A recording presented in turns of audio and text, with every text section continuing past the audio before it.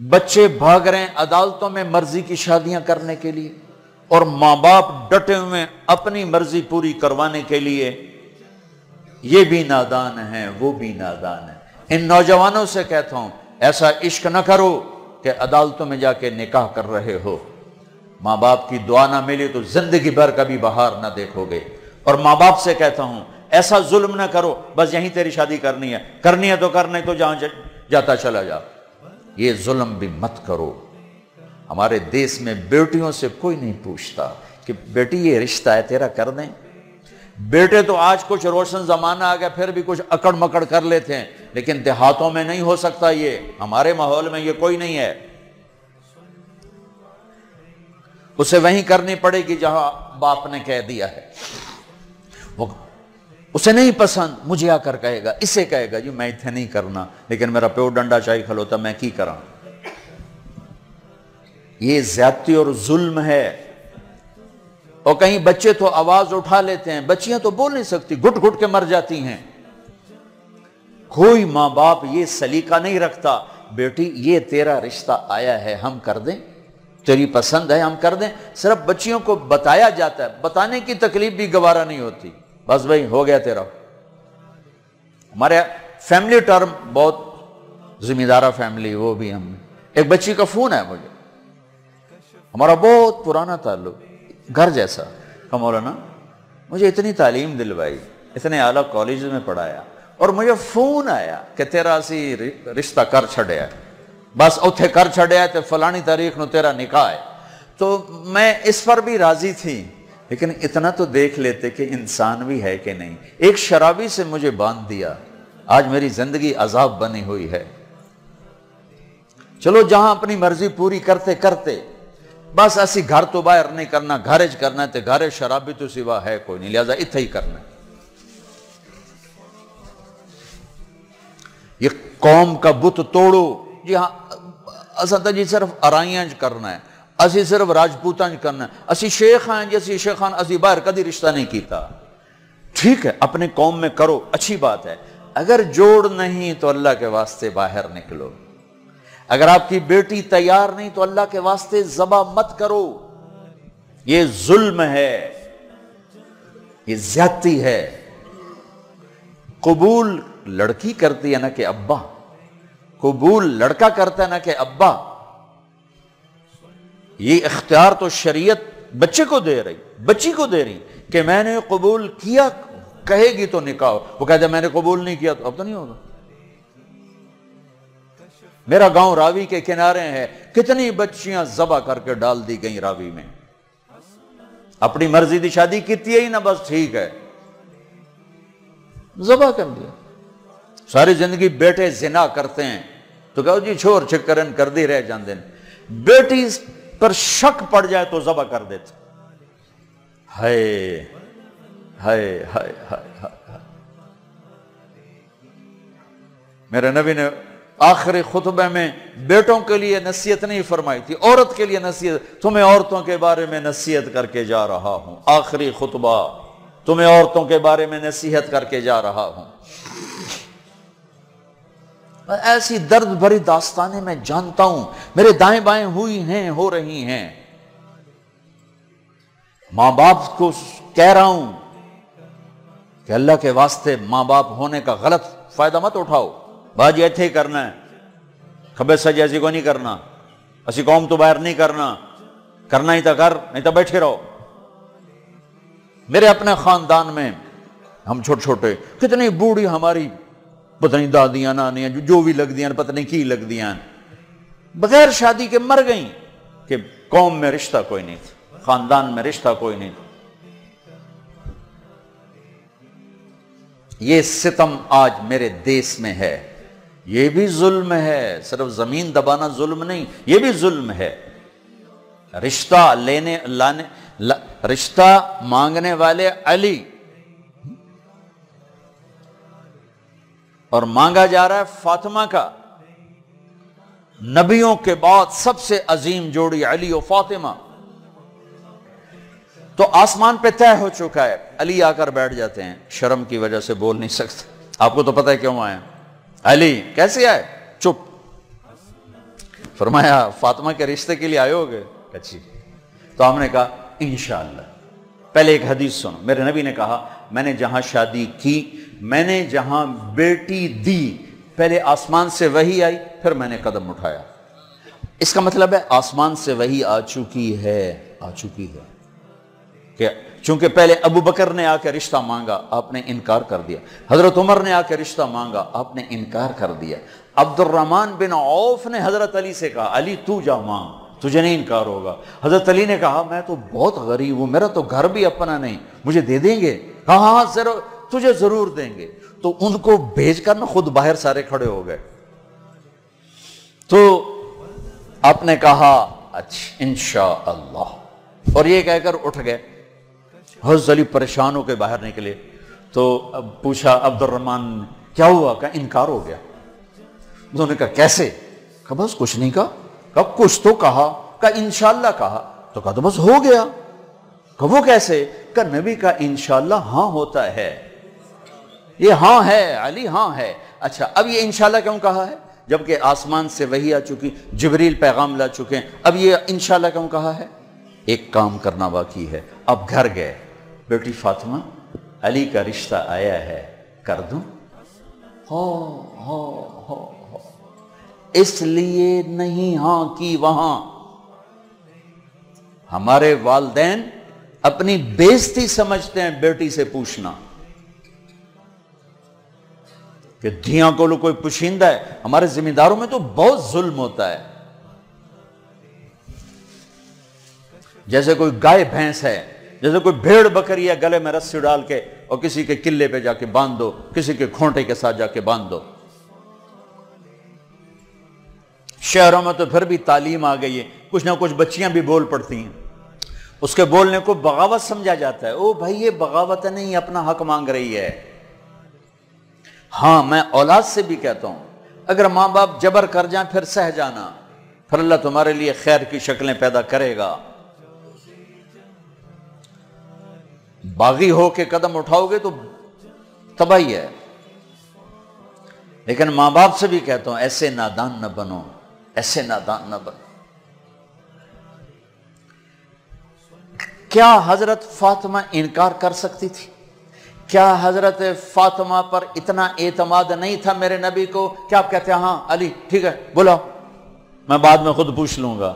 نہیں، امت کو سبق دینا ہے کہ جو جوڑی آسمانوں پر طے ہو چکی ہو اس میں بھی پہلے پوچھنا ضروری ہے. حضرت فاطمہ نے عرض کی جی ہاں. پھر واپس آئے، علی مجمع اکٹھا کرو.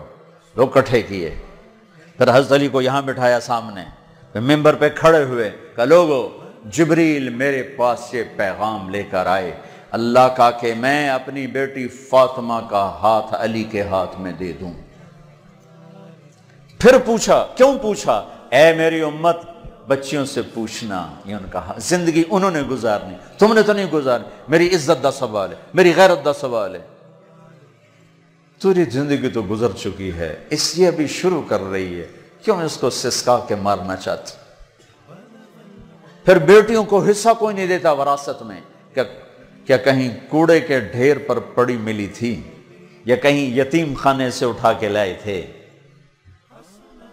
یا کسی اور پیٹ میں اس بچی نے پرورش پائی یا کسی اور چھاتی کا دودھ پیا یا کسی اور پانی سے یہ بنی؟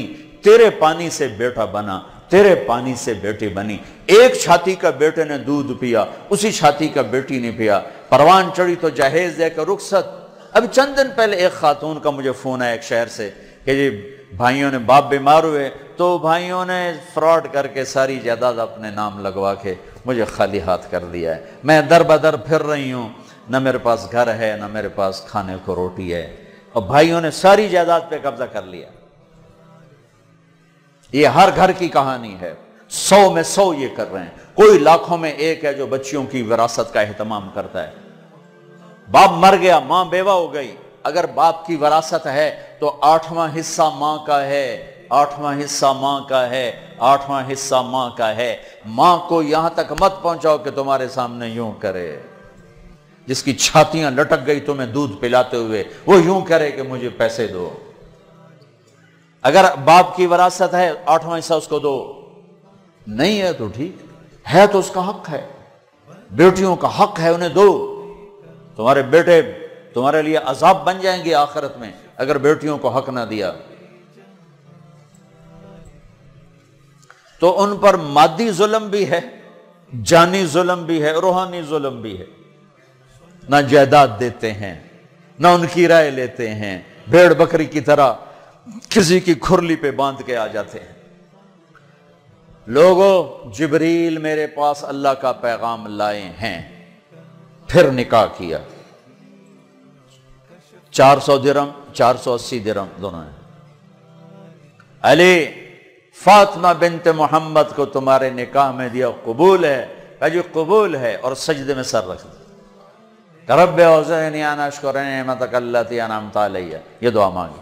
اللہ کے نبی نے زور سے آمین کہا، پھر آپ نے سب کو شہد کا شربت پلایا یا چھوارے کھلائے، پھر رخصتی ہوئی، مہینے بعد، 6 ماہ بعد، سال بعد، یا فوراً، ساری روایات ہیں۔ حضرت علی آئے تو آپ کو اندر لے گئے، حضرت فاطمہ کا ہاتھ پکڑا اور علی کے ہاتھ میں دیا اور کہا علی آپ کو نبی کی بیٹی مبارک، اللہ، آپ کو نبی کی بیٹی مبارک۔ پھر فرمایا میری بیٹی، مجھے اپنے خاندان میں جو سب سے زیادہ محبوب تھا، میں نے تیرا ہاتھ اس کے ہاتھ میں دیا ہے۔ جن کے فیصلے آسمان سے ہو چکے ہوں اور جبریل آ کے سنا رہا ہو، وہ پہلے پوچھنے جا رہے ہیں بیٹی کر دوں؟ ہماری کون سی یہ غیرت ہے، یہ کون سی عزت ہے؟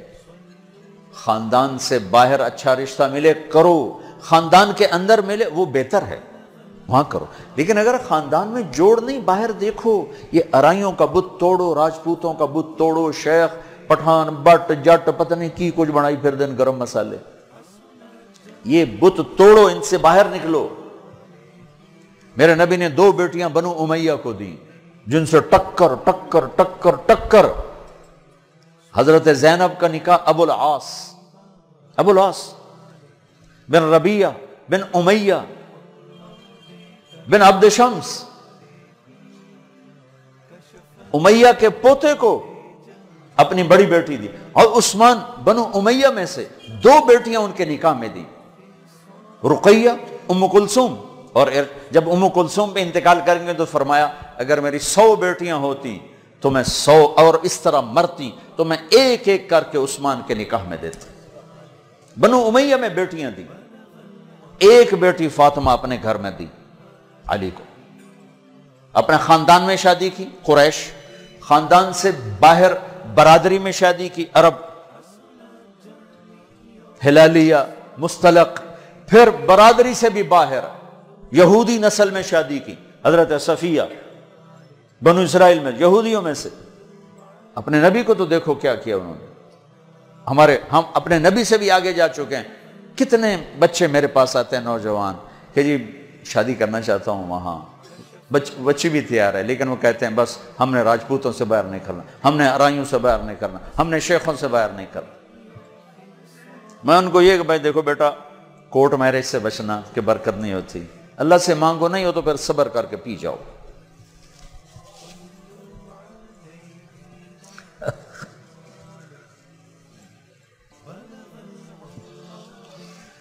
اچھا بھائی بس کریں۔ تو یہ ایک خوبصورت زندگی ہے جس کو سیکھنے کی ضرورت ہے۔ یہ تبلیغ میں جانا، اس کو سیکھنا ہے۔ یہ وہ زندگی کے وہ مسائل ہیں جو عام طور پر ممبر سے بیان نہیں ہوتے، عام طور پر ان کو نہیں سامنے لایا جاتا، جس کی وجہ سے ہم ایسے الجھے پڑے ہیں۔ میں آپ کی منت کرتا ہوں، اپنے نبی کی پاکیزہ سیرت سیکھو، زندگی سیکھو، قرآن پڑھو، سیرت پڑھو، علماء سے رابطہ رکھو، علماء کو عزت دو، ہر فرقے کے عالم کو عزت دو، آپ سے اختلاف کرے، آپ کو برا بھلا کہے، عزت سے سلام کرو، محبت کرو، تبلیغ میں وقت لگاؤ تو انشاءاللہ آپ کی زندگی کے روشن باب کھلتے چلے جائیں گے، کھلتے چلے جائیں گے۔ اور وہ چلا 4 مہینے کے لیے تو جس کے نصیب میں ہوگا وہ نکلے گا۔ لیکن ایک مطالبہ میں ہر بیان کے آخر میں کیا کرتا ہوں، وہ اب بھی کر رہا ہوں کہ ماشاءاللہ اکثر نوجوان کھڑے ہو، بیٹھے ہو، پیچھے بھی گراؤنڈ میں لوگ بیٹھے ہوئے ہیں، میں آپ سب سے توبہ کی تشکیل کروانا چاہتا ہوں کہ آؤ ہم سب مل کر اجتماعی توبہ کر لیں کہ توبہ سے اللہ خوش بڑا ہوتا اور پچھلے سارے گناہ معاف ہو جاتے ہیں۔ تو کیا خیال ہے، توبہ کرنا ہے؟ تو توبہ کرتے ہو؟ پکی کرتے ہو؟ کہو میرے ساتھ، یا اللہ میری توبہ، پھر کہو یا اللہ میری توبہ، پھر کہو یا اللہ میری توبہ۔ مبارک مبارک مبارک۔ اگر آپ نے پکی کر لی ہے تو اللہ کے فضل سے آپ کے پچھلے سب گناہ معاف ہو گئے۔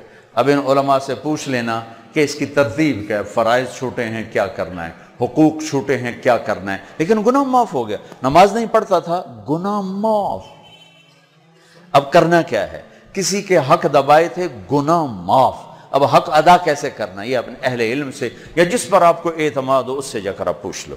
اور آپ جہاں جہاں سے آئے ہو، میری یہ گزارش ہے، مہینے میں 3 دن تبلیغ میں ضرور جاتے رہو، صرف 3 دن۔ نیت کرتے ہو سارا مجمع سارے وہاں؟ اور جو آپ فیصل آباد میں رہتے ہو تو جمعرات کو مرکز میں جایا کریں، جو ہمارا یہاں اسماعیل مسجد ہے جہاں ماشاءاللہ دین کی بات جمعرات کو ہوتی ہے، رات وہاں گزارو، آپ کو بہت فائدہ ہوگا، ورنہ کم کم مغرب سے عشاء کا وقت ضرور وہاں گزارو۔ اور آخری بات یہ ہے کہ اگر آپ کسی سے لڑے ہوئے ہو تو یہاں سے اٹھ کے صلح کر لینا۔ لڑائی زیبا نہیں، قطع تعلق۔ لڑائی ہونا کوئی مسئلہ نہیں، اونچ نیچ کوئی مسئلہ نہیں، قطع تعلق، بول چال بند، باجی ہونا سی گل ہی نہیں کرنا۔ اسی جی بس بائیکاٹ کرتا ہے، جڑا ادھے جاوے گا وہ ساڈا دشمن۔ ہمارے دیہاتوں میں تو یہ کہتے ہیں جڑا اونوں ملیا وہ ساڈا بھی دشمن ہے، اسی لیکے چھک چھڈن۔ اے جٹاں دے بیٹھے ہوندے میں انہاں دے اسی لیکے چھک چھڈن۔ اے لیکے مٹا چھڈو نہیں تو موت او لتر مارنے نا۔ تو بھائیو جس سے آپ ناراض ہو، لڑے ہوئے ہو، صلح کر۔ خاص طور پر بیوی سے کھٹ بٹانا تو جاتے ہی صلح کرنا، چونکہ جب میاں بیوی لڑ کے صلح کرتے ہیں تو اللہ ان کے پچھلے سارے گناہ معاف کر دیتے ہیں، سارے گناہ معاف کر دیتے ہیں۔ اور عجب حدیث سنو، سب سے پہلے جو ترازو میں تولا جائے گا نا عملوں کو، تو نماز ہے یا روزہ یا تبلیغ یا علم یا حج؟ نہیں، سب سے پہلے بیوی سے سلوک تولا جائے گا۔ سب سے پہلے بیوی سے کیا کرتا تھا یہ تولا جائے گا۔ اس لیے بھائیو اگر کوئی ان بنا ہے، ہو جاتا ہے، کوئی مسئلہ نہیں، ہو جاتا ہے، صلح کر لینا، صلح کر۔ کسی سے آپ کی بول چال بند ہے، خود جا کے سلام کر لینا، تو انشاءاللہ اللہ آپ کے لیے خیر برکت کے راستے کھولے گا۔